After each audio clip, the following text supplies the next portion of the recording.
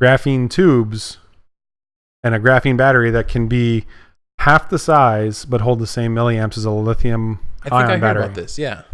And it's stable, so you can't blow it up. It's not one that you can puncture it and the battery just dies. It just becomes unusable because the fluid or the chemical inside just is gone that makes the chemical reaction.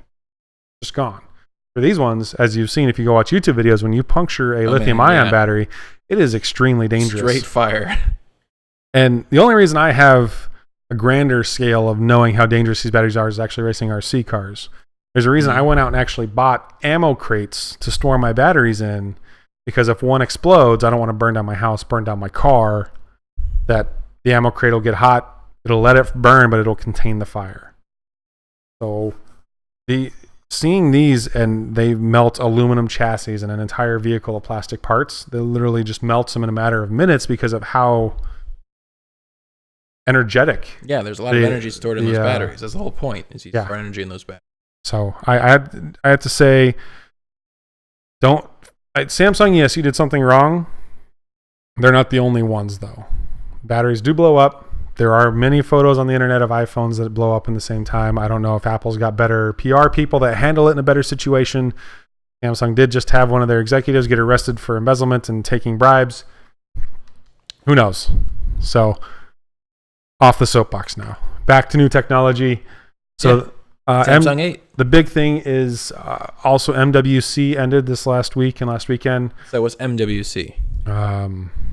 It's just a My big... Weird Cousin? No, it's a cell phone conference. Okay. It actually goes off Mobile World Conference? Something like that. See? I'm good with acronyms. It's not, but it's not entirely cell phone, so I can't think what it is off the top of my head. But it was nothing really exciting. That's why don't have anything in here about it. We have a couple things on a couple cell phones, but nothing really exciting. Everything's going bezel-less. As you can see, they want more screen, less bezel. I'm okay with that. That either means they're putting the fingerprint scanner in the back, or the rumored to be that Samsung and Apple are working on a fingerprint scanner on the screen. So you just touch your thumb to the screen. Oh, interesting. And it'll unlock the device. We'll see. Maybe that's not this generation. Maybe it's the next one. But that's really the biggest trend, was the bezel-less phone. Besides that, there was processor upgrades that were mediocre. There was nothing standoutish. There was no, wow, this is going to, change the cell phone industry. It was just like a lot of... Yeah, the cell phone industry has sort of been, plateauing. Well, as Streely likes to put it when he talks about it, they've perfected the rectangle that is a smartphone. Yeah. It's not going to get any better. And this is where my frustration with Apple, as much as I like to bash about them, the one thing I relied on them for so long for was their innovation. I will never deny Apple is an innovator in every industry they've ever been in. But they innovate, and then they just keep up with the industry that they innovated and let everybody else make the best of that industry. I don't think the iPhone 7 is the best phone on the market. I don't think it's an iOS or an Apple thing. I just think physically, if you compare specs to specs, there are better phones on the market. It's a situation of maybe it's time to Apple have that extra innovation. The really big drawback that scares me, the last major innovation that Apple had, which was the iPad, was when Steve Jobs was still around. What about the Apple Watch? There had been smartwatches from Android, from Pebble, from so many others in the industry before the Apple Watch.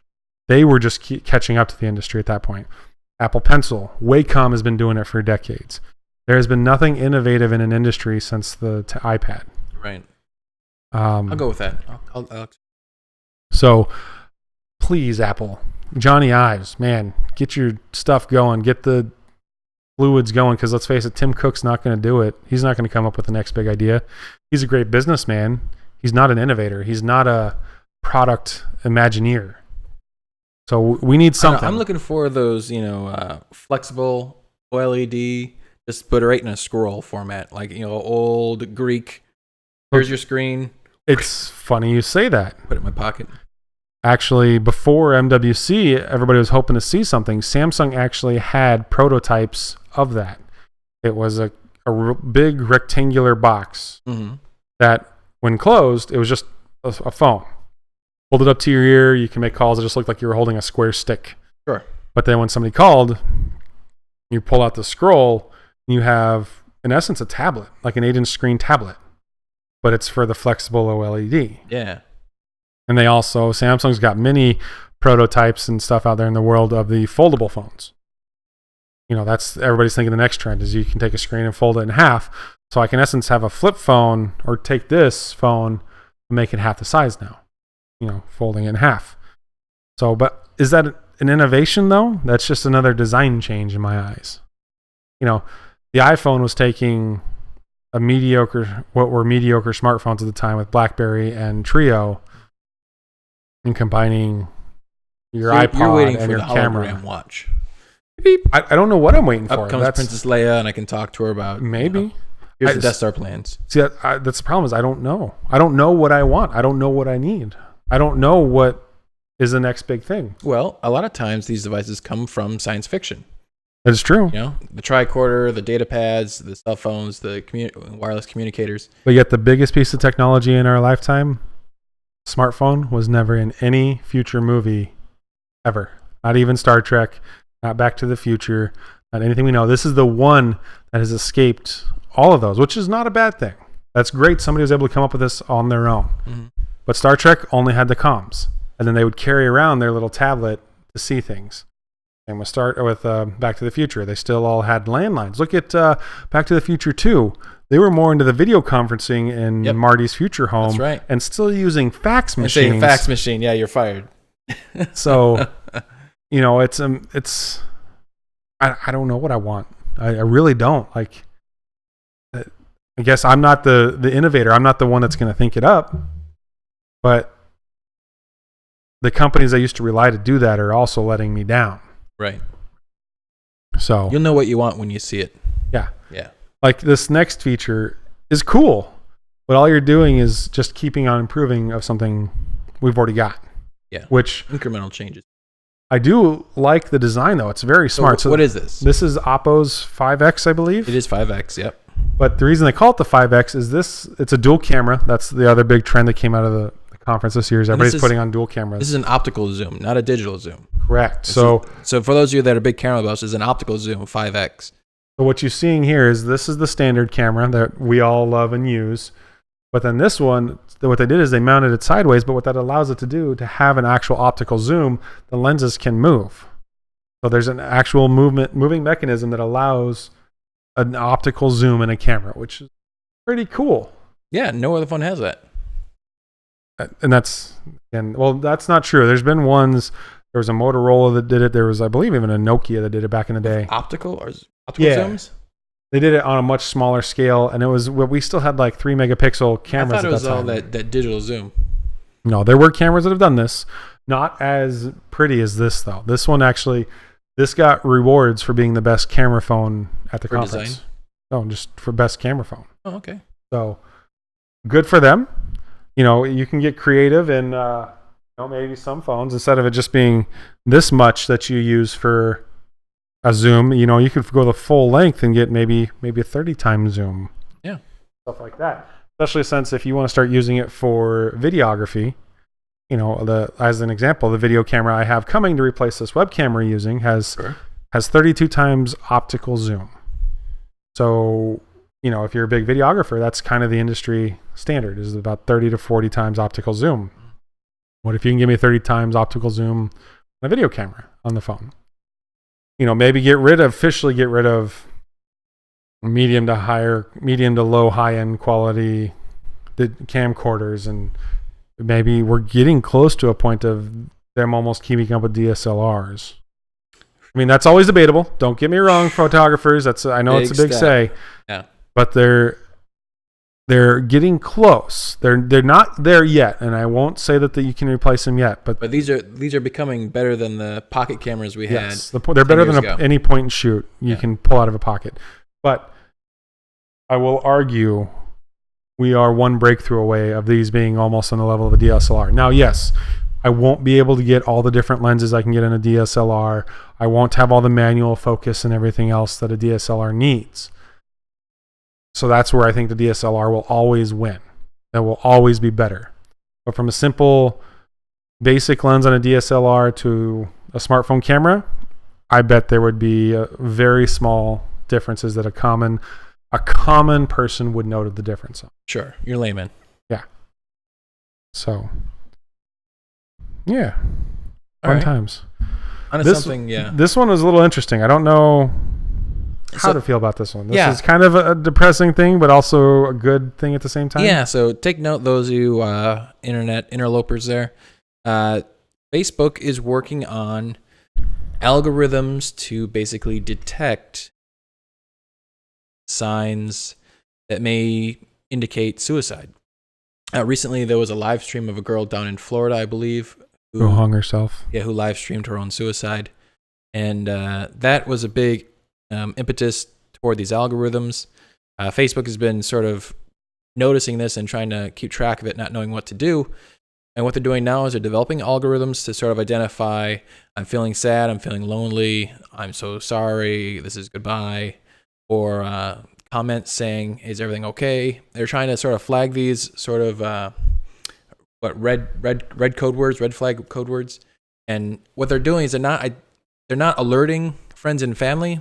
They are sending help notices to the individual for health services, suicide hotlines, and things like that. Does that mean that my ads are going to change? Am I perhaps stream? No, that might make me more depressed though if I'm starting to see depression and suicide. It's a difficult line because where do you draw the line at privacy? It's very true. Say, hey, mom and dad, your son and or daughter is maybe thinking suicidal thoughts. That's great. Or hey, mom and dad, or hey, all your friends and family, I'm thinking that I may kill myself. I'm just going to do it for the attention.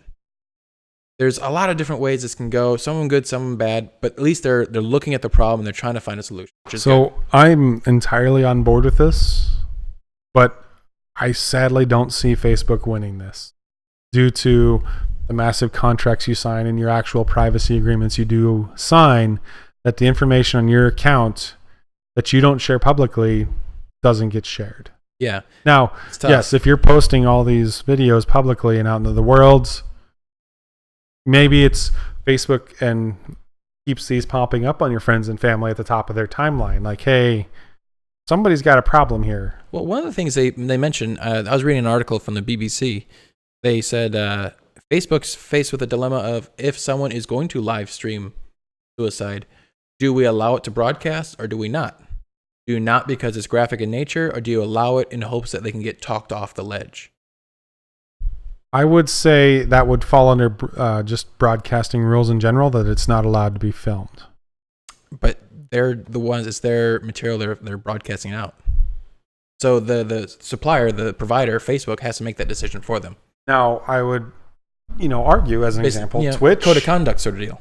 Twitch, if for some reason admin of Twitch is watching my stream and I'm doing something stupid like that, they're going to turn off my channel like that. But that's also in the terms and conditions of Twitch that I signed, saying that's not going to happen. And this goes into the whole big part of, there's a lot of rules and laws that we all have to abide by that we don't know about because we can't, to use Facebook, we have to agree to it. So we just don't read it, we accept it and move on. Well, a lot of it too, the technology is changing so fast, and then culture is changing to match with it, that we don't have laws and rules to account for these things. Maybe what if it changed from, it going from a live stream to just a photo of her, like Facebook can overlay a photo, but then Facebook also alerts the police. Maybe. Or maybe they're directly routed to a suicide hotline. Well, what if help service provider, what if they're a live chat? What if they're on this watch list, and if they live stream, there is a button on the live stream that only people watching can see, but that person can't, or notifying the police or paramedics or somebody of importance. See, I'd rather, instead of going straight to the authorities, I have it go to a health professional. Because there are suicide hotlines that are meant for that, to help people talk them off the ledge, that are trained in that, and they can make that decision to call the authorities. But then ultimately, who determines whether they need that help or not? And it's such a philosophical argument. Yeah. It sadly most likely will never get won. but at least the discussion's happening. And I think that in itself is